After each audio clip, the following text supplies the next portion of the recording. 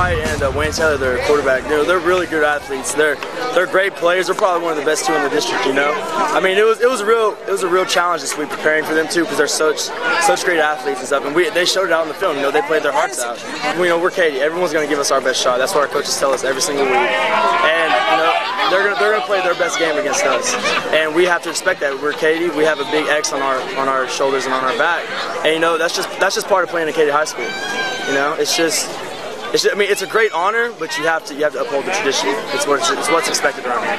It is. I told you at the beginning of the year that we had 3 good running backs. We had 3 good football. Joey Chapman, a good fullback. We got the kids that can run the football. And our kids are getting better up front blocking, and that helps. Jake Dillon and our offensive line kids, Connor Cox, and those kids, they do a good job of blocking. We're very unselfish. Even Brooks made a good block on the second half on a couple of runs and stuff. That just goes back to the attitude of our kids. They're very unselfish, and I'm very, very proud and thankful of that.